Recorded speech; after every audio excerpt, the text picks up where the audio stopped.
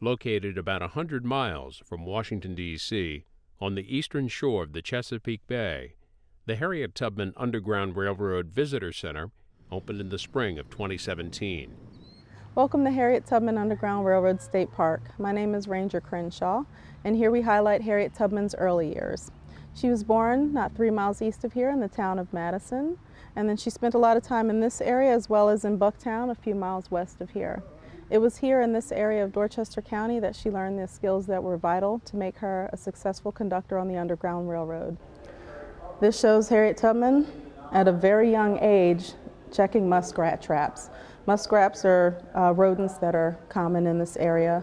Most muskrat traps were checked in the late fall or early winter when their pelts were the thickest.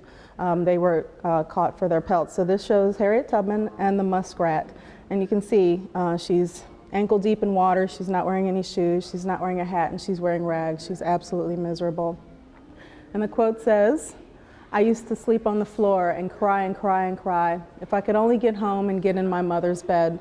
So that drive to go home and be with her family members was within young Tubman from a very early age. And the next section I'd like to highlight is the Bucktown Village store incident.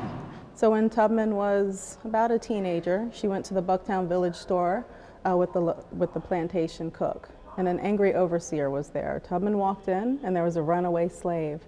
And so the overseer said, "Grab that slave," and Tubman said no. So he picked up a 2-pound weight and he threw it, meaning to hit the slave. Instead, he hit Harriet Tubman right above her eye and her skull and knocked her out. She said the last thing she remembers was him raising his hand with the weight in it.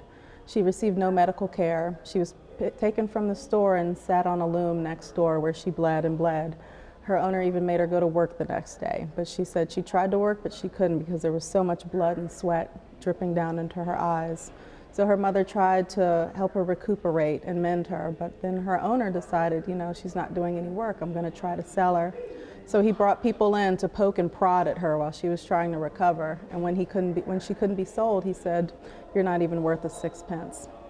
So after that time, that was a horrific physical injury for young Harriet Tubman, but it opened up a new world for her. We think she got temporal lobe epilepsy, which allowed her to have these amazing visions and a direct connection to God. She heard voices, she heard people singing, she saw these amazing things and had these very vivid dreams. So it was terrible on the physical side, but absolutely amazing for her faith. This section here talks about Harriet Tubman's faith. And this is a quote from Thomas Garrett, who was pivotal on the Underground Railroad. He was a Quaker up in Wilmington, and he helped 2,500 to 3,000 runaways receive their freedom. And he said, "I never met with any person of any color who had more confidence in the voice of God, as spoken direct to her soul, and her faith in a supreme power truly was great." And so for a white male landowning Quaker to say that about a black woman in Tubman's time speaks volumes about her faith.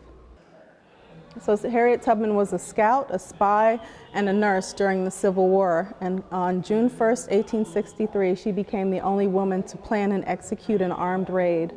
So it was Harriet Tubman, Colonel James Montgomery, and the 2nd South Carolina Colored Troops, and they took 3 steam-powered gunships, which you can see over there, you can see 2 of them, and they chugged up the Combahee River about 25 miles into the depths of South Carolina.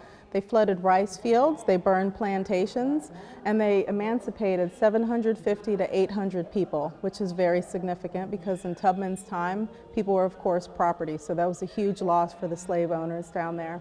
And that's what this is showing. Harriet Tubman in a runabout or a smaller boat reaching down to rescue people to their emancipation. And it shows women carrying anything that they could carry, a basket, some chickens, and children. And that's a big deal because that's the largest emancipation event in the history of the United States. The quote there says, "I prayed to God to make me strong and able to fight," and that's what I've always prayed for ever since. And it shows Harriet Tubman's dedication to the United States. She was indeed a veteran.